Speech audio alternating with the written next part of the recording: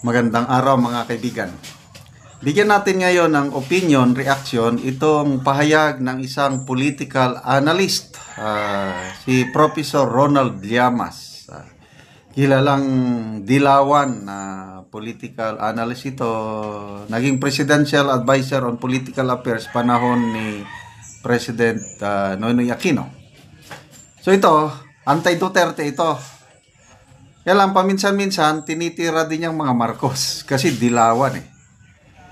So, mayroon siyang pahayag na medyo na-shock ako. Sabi niya, posible na mabaliktad ang pangyayari. Instead na si BP Sara ang ma-impeach, si PBBM posibleng ma-impeach. Sabi niya, bakit? Ano bang basihan niya? Yan ang pag-usapan natin ngayon. Bigyan ng reaksyon. So, pakinggan mo na. Interview ito ni, I think, Karen Davila. Posible, yung tinutulak ni, yung binanggit ni Vice President Sara, posible na magkaroon ng impeachment. Hindi ni Sara, kundi ng Presidente. Kung hindi niya aayusin ito, dahil sinabi ni Sara, pilot na niya idea ng impeachment. Ibig sabihin, nararamdaman ni Sara na bumababa siya at tumataas siya. Imposible. Isa pa. Yung tinutulak ni, yung binanggit ni Vice President Sara, posible na magkaroon ng impeachment.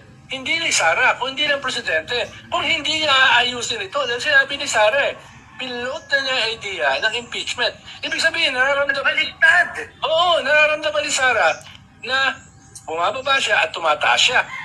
Imagine si Inday Sara. So, ano sa tingin nyo? Ano ba ang basihan ni Professor Ronald Llamas na posibleng ma-impeach si PBBM? May binanggit lang niya yung sabi ni BP Sara nga, bumababa si PBBM, okay? Pabulusok na ang rating niya eh. Tapos si BP Sara, pataas. Yun na ang trend ngayon eh. Kaya sabi ni BP Sara, nagmula nung pababa ng rating ni PBBM, yun, palagi na siyang photo ops. Palagi nang nagiging active, nagiging masipag na siya umiikot, yan. Sumakay ng MRT, sunog ng mga pinagbabawal na gamot, ano pa yon, nagturo daw, sa classroom, blackboard, nag-inspect ng mga tulay. Sabi ni BP Sara, para mapigilan ang pagbulusok ng kanyang rating. Okay, so ako, nakikita ko sa pagka ngayon, lalo na sa 20th Congress, habang nandyan pa si Speaker Martin Romualdez, malabo na ma-impeach si PBBM. Kaya hindi niya matanggal-tanggal si baka yun ang usapan nila na huwag kayong mag-alala, Mr. President, baka yun ang promise ng speaker. Habang ako ang Speaker of the House, kaya nga yung impeachment complaint na inattempt ng Duterte Party List Group, hindi tinanggap eh. Yun na lang, doon mo makikita na any attempt to impeach the President hindi magsasucceed habang nandyan si Speaker Martin Romualdez. Kaya lang, ang problema naman, habang nandyan siya, yan ang dahilan, according to many political observers. Isa na yan si Attorney Rowena Guanzon. Every time daw na may interview si PBBM, matatanungin ano ang greatest mistake ng kanyang ama. Sinasabi niya na nagtiwala sa mga taong hindi niya dapat pagkatiwalaan. Yun ang mistake ng Marcos Sr. Kaya sabi ni Attorney Guanzon, dapat humarap sa salamin ang Pangulo. Baka yung sinasabi niyang kamali ng kanyang ama, yun din ang kamali niya kasi lumalabas, tuloy-tuloy pa rin ang pagtitiwala ng Pangulo sa kanyang pinsan na according to Attorney Guanzon, ang dahilan kung bakit nagkakagulo ang politika dahilan bakit humihirap, dahil sa kanyang pinsan. So, ang nababasa kong comments, panawagan is dapat palitan na si Speaker Martin Romualdez as Speaker. Kaya lang, sa 20th Congress, may mga floated na pangalan na lalaban kay Speaker. Tiangco, Frasco, Binetes.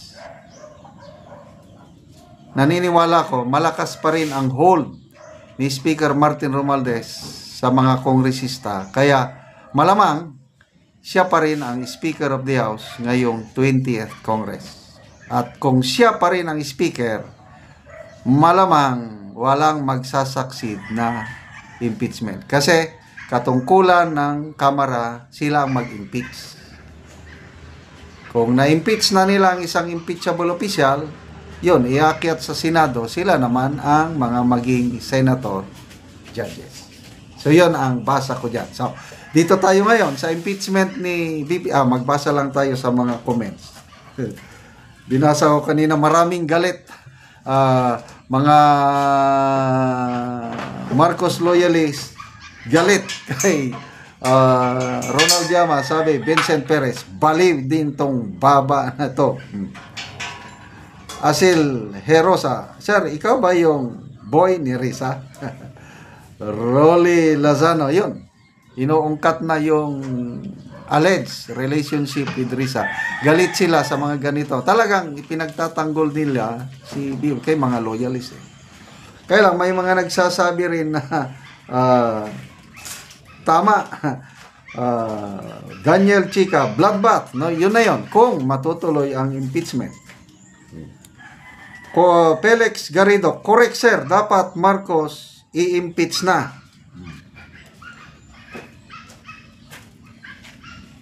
Rick Portiliano, sa tingin ko mas malaki naman talaga ang grounds for impeachment or cases against the people behind the infamous group effort. Group effort. At yun na yung pahayag ni Secretary John Vic Remulla na nagplano sila, 4, Presidente, Remulla, Anyo, and Gibo. Kaya ang ating minamahal na Tatay Digong nasa The Hague, Netherlands ngayon. So na yun, betrayal of public trust. Kaya lang, walang mangyaring impeachment habang si Speaker Romualdez pa ang nasa Kamara. Yan ang ating basa. Salamat sa inyong pagsubaybay mga kaibigan sa ating channel. Nakakatulong kayo ng malaki sa tribong Talandig ng Bukidnon. Dahil ang sweldo natin sa channel na ito is pantulong sa tribo. Namimigay tayo ng mga yero at pako para makapagpatayo ng mas maayos na tahanan ang tribong Talandig. Panoorin nyo ang video na ito.